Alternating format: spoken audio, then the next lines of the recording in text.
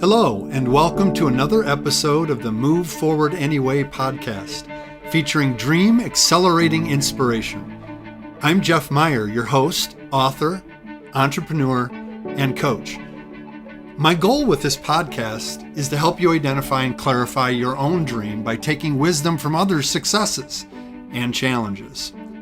If you're looking to take action on your dream, to make a difference doing something you love, but your fears are holding you back, then this podcast is for you. If you're interested in finding additional support, you can also check out my Dream Accelerator coaching program designed to help realize your full potential and reshape your future. As always, you can learn more about my Dream Accelerator program at jeffmeyer.org. Using my Dream Accelerating formula, heart-centered entrepreneurs can focus on their dream, name their fears, change their mindset, define their next, and move forward anyway. Welcome back, fellow dreamers. It is great to be with you again. Jeff Meyer, host of the Move Forward Anyway podcast, and I'm so excited to introduce you today to Jason Stendalen, or Stendalen. It's Stendalen. And it's a good Norwegian name, brother. I am grateful for our emerging friendship, and I'm grateful to have you on this podcast today. So why don't you introduce yourself and we'll get rolling. Jeff, it's been really nice getting to know you here, and I appreciate you having me on the podcast here. Looking forward to it. Again, like you said, it's Jason Stendalen. Most people say Stendalen, which is totally fine. I'm an owner and insurance agent with C4 Insurance. I'm married to my wife, Abby. We live in the Verona area. I have a 16-year-old daughter named Delaney, and my wife and I own 4 businesses between the two of us. So we tend to keep ourselves very busy, but for all intents and purposes, C4 is my baby. Yep. So you're an entrepreneur at heart. Tell me about the other 3 businesses that you guys own together. So my wife has owned her own business. I think she's in her 27th, maybe 28th year. She owns a salon and cuts hair. And then we own a commercial space where we have salon suites in there for rent. So my wife occupies one of the suites, and then we rent out 7 suites to other tenants. And then I have a management portion that manages that property and then owns part of C4. So, wow. So you haven't always been an entrepreneur, is that correct? No, that is correct. I started out, went to high school. I figured out maybe kind of what I wanted to do when I got older. I love tearing things apart and fixing things. I like using my brain and my hands to come up with ways to either fix or take parts and make other things out of them. And I did that for quite some time, but then realized early on that looking at my superiors and my bosses and the higher ups, like it really wasn't where I envisioned myself being and needed to make a change. So I got more into like the sales side of things and experimented with some other roles in real estate. And then got into like a recruiting position for high level banking positions. But then really found a niche with, I started working with a bunch of friends in construction sales, and really enjoyed that side of things. Was very successful most of the places that I had been, most of the jobs I had. And then kind of the market crash in '08 happened, and then was let go. I was low man on the totem pole, and I just kind of had to retool and figure out what I was going to do. And so that's when I basically, like I said, I had found success with various, I guess, W-2 positions, right, and employee type positions. But every year, even if you had a great year, you were always starting over, right, at zero. So you'd have a great year, and then you start all over at zero. And there was something about the residual income of building a business that kept growing as you grew, right? If you have a stellar year, then you could reap the benefits of that year after year as long as you continue to do a good job. So I researched those kinds of businesses and found insurance to be kind of interesting. I tend to get bored pretty easily. And I thought that that would be a good opportunity to work with various people, various businesses, and learn different things as I went along, right? And helping them and understanding different, I guess, different businesses or different risk characteristics for each one, each person, right? Yeah. And so I started with a direct writer, which means I only represented one company, right? And so I started with them and had quite a bit of success with them and wasn't looking for a position. But then one of my clients was working with an independent insurance agency. They were looking for a sales producer. And I met with them and I decided that at that point that that was a great opportunity for me to not represent one company and what I felt like was worked for that company, right? Because unless the person or business fit inside that company's box, I didn't have any other option for them. So switching to the independent side gave me the flexibility to actually represent my client and go out there and shop around with many different, insurance carriers to find the right fit and the coverages for what they needed, and then also find the most competitive price that I could or that made sense. So I really appreciated that aspect of actually working for the client instead of just representing that one carrier. Yeah, I love that. I want to ask some more about that. But before I get to that question, though, you said something a little earlier about that transition from 2008 when you lost your job had to be kind of a painful moment, an unnerving moment for sure. That you said you researched places where you could. Well, how did you exactly say that? You researched places where you could. That What exactly provided did you research? yeah, basically I was looking at, you know, revenue streams or income that was a residual in Residual nature, right? income. Right, Yeah. because I So think how that's, did you you go how ahead. did you actually research that? How So I did just you type I into basically Google? Googled, yeah, like residual income, right? And what's a list of all Okay. the different things that you could do, right? And some sales positions, right? Like I had other friends that were in sales that basically that as long as clients kept buying the product, that they would get paid commissions on those products year after year. But a lot of times that's not necessarily true when we're in a W-2 position. A Mm, lot of times you work hard, right? And you do a great job. And at the end of the year, you basically start all over. You're not reaping the benefits, the next year or 2 years or 3 years or 4 years down the road. And I heard a speaker, I think it was Weldon Long, I want to say was his name.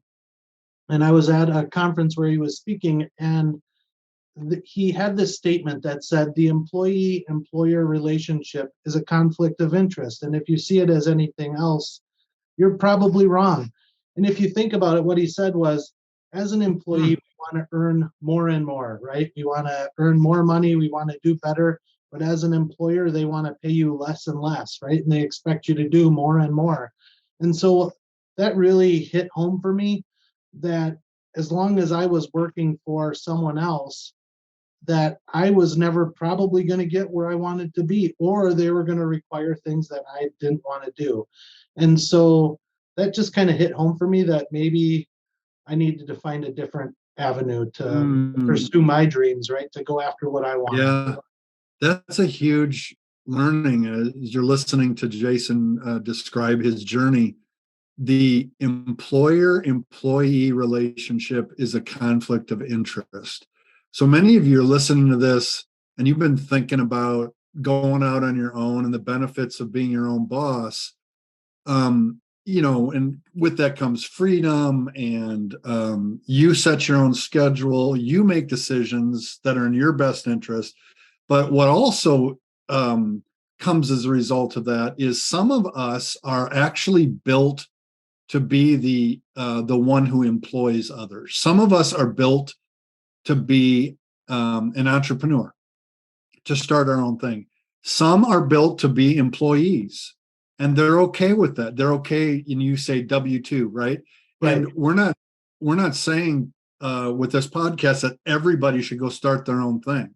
No, by any means. no, But absolutely. for those of you who know that you're stuck in a position and there's a conflict of interest and you're working really hard to help someone else achieve their dreams, and you know that you have something to offer that's of your own and you want to be in charge, we're trying to just encourage you to take the steps forward to explore that at the very least, or to make it happen. And so that's the whole purpose of this podcast. That's the whole purpose of the Dream Accelerator, is to help empower people to do that, to move forward anyway. You talked earlier about this gap in the insurance industry in particular, where a lot of insurance salesmen are selling a particular product. And Yeah. you said you saw a gap. You wanted to represent the client. Yeah. You wanted to represent the business and shop around and get the best for them. Tell me more about that gap in the industry that you're in, and Yeah. why C4, what C4 does to actually solve that problem. Well, again, after starting with a direct writer where I represented one carrier, and then I switched to being a W-2 for an independent agency, I really found the value, and really I love to help people. I like to explore and do whatever I can to find solutions for each problem, right? Because one carrier may want a specific type of client, and another carrier may not want that type of client. So having the flexibility to find the right fit for someone, that's very rewarding for me. And C4 was developed because I had worked for a few different independent agencies, and really kind of gotten the rug pulled out from underneath me a couple times. And basically, I just was fed up with kind of how things were run, and just kind of a kind of a Cliff Notes version of what happened. That first independent agency that I was working with, I was supposed to become part owner of that agency. And a few weeks before that was supposed to happen, they ended up selling to another large agency in the Madison area. And so that just kind of pulled the rug out from under me. I was totally unexpected. I went to work for this other agency after interviewing with them, and I knew it wasn't going to be a fit, but I had a very short turnaround time to try and find something. So I went to work with them for about a year.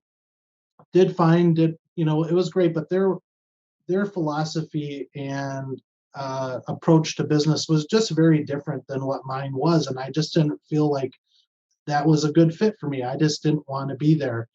And so at that time, I left and started with another agency that had approached me about working with them because I had developed a unique insurance program for which I was the only agent in the Midwest that could offer that, which is very unique in the insurance world. And so I went to work for them, and I'll be honest, I was in the process of building a house and moving multiple times during that year.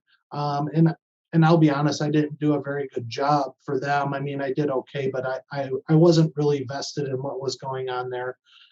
They decided to make some changes in their focus and focus more on employee benefits and onboarding, employees with various companies, and that just wasn't an interest of mine. So we decided to part ways. And at that time, I was just very frustrated with the insurance industry in general, and I decided, well, and honestly, if it wasn't for my wife, I'm not sure where I'd be right now. So I really have to give credit to her, because she had already owned her business for, I think it was like, I don't know, 20 some years, right? And she was encouraging me, you need to do your own thing. You have to do your own thing, right? And so at that time I decided, either I'm going to stick in insurance and do my own thing, or I'm getting out of the insurance industry altogether and do something else. And so because of my frustration, and it's kind of funny, I guess, but maybe not. It depends on how you look at it. But I just said I really wanted to change the industry. I said I wanted to blow up the industry. I really wanted to change how things were approached, how people looked at insurance. And no matter what industry you're in, I think there's bad apples out there that kind of ruin it for all of us, right? And there's people that are unethical and do things maybe not the way that most of us would probably appreciate. And so I just really wanted to change that. And so C4 was can't come up with because I wanted to just change the industry. I wanted to blow it up. I wanted to make it different. I wanted to make a difference, right? And so I couldn't really say that as a company tagline, like blowing up the Blow up industry. So I can't, I can't do that. So we had to come up with a real meaning for C4. And after thinking about it, I really thought about what's really important to me, right? And it's that we care about our clients, that we really ask the questions to make sure that we're getting things correct first and foremost. Not every client needs the same coverages. We're competitive, right? That's the second C, because we can shop around, we can find the right fit for each client's needs. And we do offer complete coverage, right? Because that's the third C. We offer home, auto, business, and life insurance with many different carriers. And then the last C is coverage, right? Because that's really what we're providing is it's carrying complete competitive coverage, right? And so that it's the four C's, right, that really kind of hit home for me, and it really explained things well. So it worked out well in the end. The original intent was just to make a difference, right? Yeah. So the first time I talked to you at lunch here in Madison, I did not know what C4 meant. So C4 actually is a bomb, right? Like a explosive Yeah, it's that plastic blows things explosives. up. It's plastic explosives, right? Plastic Yeah, explosives is a yeah, C4. yeah. So you're saying it without saying it. I love that. So this is really cool because a lot of entrepreneurs, and they don't realize this until they do a retrospective. There's something wrong that they're fixing. They have a passion, they have skill set, they see a need, something's wrong, they want to fix it. I love how that's in your personal DNA. Back in high school, you love to take things apart. We could say blow them up, Right. and then put them back together where they make sense, right? And so you're actually using that DNA, that way of approaching life in this business. You recognize something in your niche, in your industry, that what this does not work for the client, Yeah. and you wanted to develop something better. You wanted to change it, blow it up, make it better. And so that launched this dream. And you're not just any other insurance salesman. You are solving a problem. Would you like to say anything more about the problem you're solving with your dream? First, I want to say that's an interesting perspective because I never really thought about it until you just said that, where even back in the day, even as a kid growing up, I loved to tear things apart and try to fix them and try and solve problems, right? And I never really, I guess, associated that with insurance and kind of what I do now. So that was a very interesting perspective. But as far as fixing problems now, like I said, we're not the best fit for everyone, and if we're not, we'll tell clients that, right? And I think people are shocked by that. Many times when we see that someone's got the appropriate coverage, that their premium is, in line with what we'd say, a lot of times we'll say, hey, we're not a good fit for you. Your coverages are good, your premium is good, and they're blown away by that because we're not trying to sell them. So we really focus on the education part, and really trying to focus on helping people because we're not looking for the person that's shopping to save $3 a month, right? We want lifetime clients. We want long-term friendships. We want to build that trust with our clients. And a lot of times when we tell people, hey, we're not a good fit for you, they're calling us next year and they're saying, hey, we really want to work with you. Will you look at this again? My price went up. Will you take a look at this again and see if there's something you can do?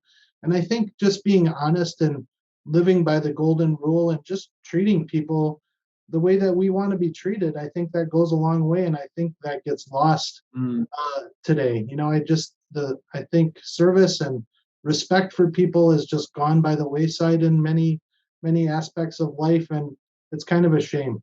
So, Yeah, I love your focus on education too. I would think that that's a gap. That's something that's broken in the industry, that I don't understand insurance. I mean, I don't get it. And you take time to help people, educate people. You want them to know why they're doing what they're doing. not just delivering the goods to them and taking their money, and they have no clue what it's about.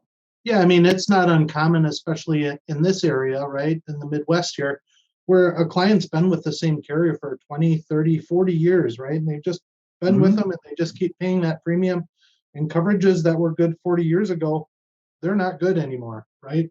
And so a lot of times if people tell me what carrier they have, I can tell them what their coverages are before I even look at the policy, because they write the same coverage for every single person. And I think that's a disservice to the client, because is the agent really asking probing questions to say, do we need this? Do we need to add other coverages? Is there stuff on there that we don't need, right? So it's just a shame, because it's not a one size fits all product. Right. So take me back to 2008. Yeah. Abby's no doubt watching you struggle. Mm-hmm. I'm sure there was a struggle for men in particular. There's a struggle when we stop working or lose our job. Our identity is so wrapped up in what we do. So there's that dark season of the soul, so to speak, sometimes. And you're struggling to try to figure out what's next. She's trying to encourage you. Talk to me and share with our listeners some of the emotions you went through in the in-between time, the cutting off what was, not knowing what's coming, feeling a nudge and a calling to do something different, but not sure what it is yet with crystal clarity. What kind of fears, what kind of emotions did you go through in that moment?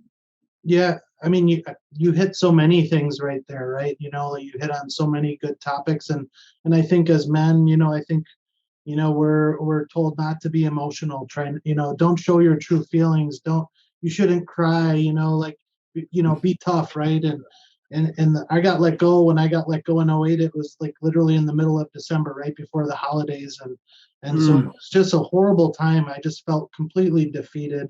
As a man, I just felt like I was letting my family down, because I was I was the major breadwinner at that time, and now although I had unemployment, I had pretty much always worked multiple jobs growing up, all of my adult life through college. Even as we started a family, I was working multiple jobs to help support my family and to get where we wanted to be financially. And so to lose my main source of income, I mean, it was crushing to my ego. I mean, I just felt like I was letting everybody down. And then you feel like you're almost forced to scramble to replace that, right? Like you're just like, I just got to take whatever comes. Like I just have to accept whatever is going to be thrown my way. And honestly, again, I have to give credit to my wife that pushed me to really kind of go after my dreams, even though I didn't start my business many years until I had been in the insurance industry. I got into insurance because, like I said, that residual income was something that attracted me to that. And I wish now that I would have started in the insurance industry much earlier than I did. It's just an aging workforce, and there's not many young people going into it. So I wish I would have started much sooner. But yeah, I think you run the full emotional gamut when you're when you're forced to just find something else. And I think so many people just jump to whatever's quick and easy, right, without really thinking about, what do I really want? Maybe this is an opportunity to figure things out, right? Maybe now I've got some time to reassess. So I think you touched on a couple of things that are really important for our listeners. One is how many of you listening today can relate to what Jason's saying, in that you wish you would have done it sooner. How many of us have to wait until we get forced out of the nest to take the jump instead of being proactive in doing it? Fear keeps us in the nest so often. And so if there's anything in Jason's story today to encourage you to get out of that nest where you feel trapped or you feel like it's not a good fit, but you're just going along because you're trying to make a living. listen to his story and consider that there's much more on the horizon than just making a living. There's actually employing your gifts and your capacity and your passion to help someone else solve a problem in their life, resolve a pain point in their life. And maybe you're being called to do that. And there's no way you're going to do that if you don't take the step forward. So listen to Jason today and be encouraged in that. So Abby was a huge support to you to move forward anyway, in spite of the fears, in spite of the hesitancy. Um,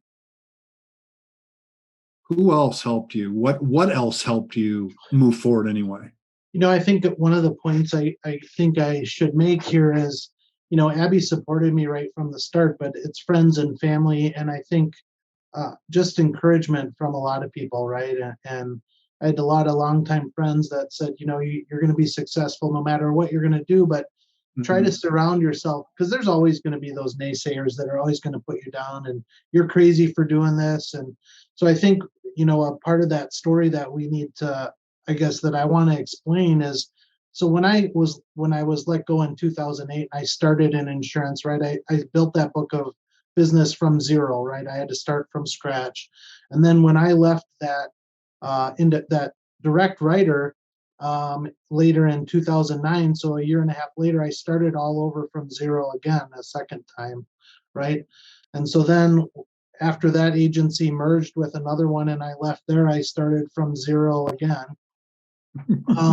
And then about a year and a half later, when I left the other agency to start C4, I started from zero again.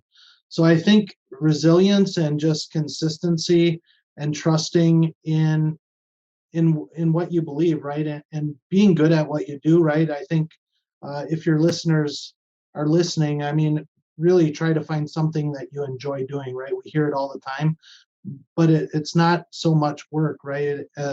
If you really enjoy what you're doing, it just doesn't seem like work. And so everyone's like, I can't believe you started from zero basically 4 times, right? And so I think the moral of the story is don't be afraid, right? Is the fear is always going to be there, but if you're good at what you do and you really believe in what you're doing, you're going to figure out a way to make it work, right? Yeah. And I'm just I'm so trying to think of another C word, because the 4 is also interesting. It's not just home, auto, business, life, caring, competitive, complete coverage. It's that you started ground zero 4 times. Yeah, right. Right. You cleared the threshing floor 4 times. And Yeah, so the entrepreneur's journey has a lot of starts and stops and redirects, realignments. And even after you started C4, I'm sure you've had a lot of things that have changed. You've had yeah, to adapt, yeah, right? You've had to say, we're not doing it that way anymore because that's not working. And you had to find a new way. yeah. It's constant. Yeah, change is constant, right? I mean, and if that scares you, then you're going to be paralyzed by change, right? And so you just got to roll with the punches and kind of figure it out as you go. But I started C4 in 2017, and then in 2019 I merged with Scott Petersburg, which was a great move. We had known each other for like 15 years, and we built an amazing team. And I mean, we're just growing, and I think it's all because we all have the same mentality and approach to business and insurance and just dealing with people. We all have a very similar personality. I spend more time with the people that I work with than I do with the people at home, which is kind of sad to say, but um, I don't mind coming to the office. I love the environment that we work in. And when we're interviewing people to work here, it's very important to me that they're going to fit the chemistry here and not change the camaraderie that we have here, because we like to joke and laugh around and have a good time as much as what we do is very serious. I don't think that if you can't have a good time doing what you're doing, it's going to be I think it's going to get very frustrating and old after a while. So you got to enjoy Yeah. what you're doing. What are the challenges that you're facing today as you approach 2023? What are the big things that you're going to have to resolve this coming year? Well, we're in the process of purchasing another agency, so that always comes with some some growing pains, and just making sure that those clients have been served the same way that we would serve our own clients. And so going through all of that, we're always looking for new staff and talent to bring into our agency. And right now in the current workforce, it's very difficult to find the right people. So I think that's always a challenge, but I think just growing and maintaining our current path, that's our primary focus, right? Is to just continue to do a good job and just keep growing. So Yeah. just keep doing what we're Great. doing. Yeah. So that's awesome. So the listener is listening to this. They're starting to get a little bit of a spark in their heart about doing something different. Maybe their idea is a little fuzzy, but they know they need to do something different. So they're willing to take those next steps. But as soon as this podcast is over, real life hits and the pressures of making a living come to bear. And they give into the second, they're tempted to give into the second voice, which usually says something like, it's not the right time to do this, or you don't have what it takes, or take the safe route. You never can depend on the new thing. It might not work out. All those doubts that come in that tend to pull us back and to begin to think, I shouldn't do this. What would you like to say as a final word in this podcast to that listener? There's two thoughts that come to mind when it comes to what you just asked, right?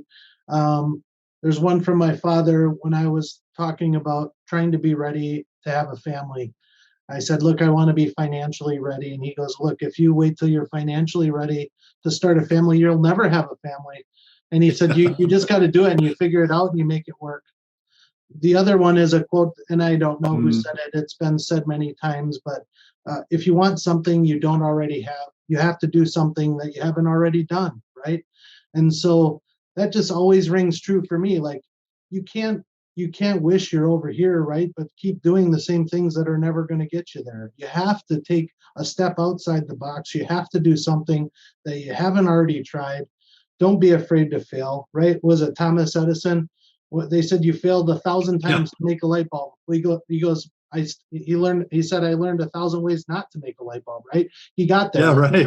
So, the thing is you just can't be afraid to try. I think, and whether you start writing it down on paper, talk to a friend, talk to someone that's going to be supportive, bounce some ideas off of each other, right? And say, hey, this is what I'm thinking. Talk to Jeff. Jeff is a great resource, right? Talk to someone that's going to support and encourage these movements, right? These thoughts, these actions, and someone that's going to hold you accountable to actually taking steps towards it. It's the only way you're going to get there. And That's so beautiful. luckily I had the support, from my wife and some friends that just encouraged me to just chase those dreams. And I can't thank them enough to this day, to be honest, because I wouldn't be here if I wouldn't have been pushed or pushed myself to keep going, That's awesome. That's two great points. Great feedback. Thank you so much for encouraging our listeners today and sharing your story. I want to give you a chance right now and if you're watching the video of this podcast, you can see it. It's plastered all over behind his head. The logo and the 4 C's and his name and the phone number and website address. But if someone wants to get in touch with you and they're not watching the video, how can they get in touch with you, Jason, to learn more about what you're up to? Yeah, our website address is just c4ins.com. My email is jason@c4ins.com, or our office phone number, 608-824-7267, or we have another number that's also listed, but 608-824-7267. If, like I said, we're here to help educate and be a resource. So. And you work with people outside of Wisconsin, don't you? Yes, I mean, we're licensed in, I think, 7 states right now, and we do have some products that we can offer nationwide. So. Okay, awesome. And I'm assuming, knowing you and knowing your heart, if there's someone that wants to talk more about the journey you've taken to launch your own business and the other 3 businesses, lessons learned in doing that, Yeah, that they could reach out to you and talk to you about that, being an absolutely. entrepreneur? Yeah, I mean, if you're going to email me or give me a call, maybe just let me know where you heard me from. But yes, I'm more than happy to talk to Yeah. people. Say I heard you on Jeff on the Move Forward Anyway podcast. That'd be great. Yep. Well, brother, it's great talking with you today. Thank you so much for taking the time to bless our audience, our listeners, and hope as you're listening here, you won't wait, because I don't want you to regret years later saying, I wish I would have done this a long time ago. Take that step today. Even if it's a side hustle step, take it. Start exploring, start experimenting. Keep your day job if you want to, but start trying the new thing that's emerging in your heart to do, because the world needs it. The world needs your dream to come true. So thanks again, Jason, for joining us. Thank you, Jeff. Have a great day. Hey, fellow dreamer. I hope you enjoyed today's episode. Head over to my website, jeffmeyer.org, for all of the show notes and links. And when you're ready to move from overthinking about your dream to actually taking action on it, consider joining the Dream Accelerator community. Our clients are getting crystal clear on their dream with our Dream Generator Vivid Description 5-step process. They're discovering the truth about fear and how to use it as fuel to take courageous steps in the right direction. And most importantly, they are walking a clear path forward because they have made an investment in themselves to confidently realize their dreams. The results are so inspiring. Having coaching and companions on the dream journey is crucial. Remember, fear will come, fear will stay. Move forward anyway.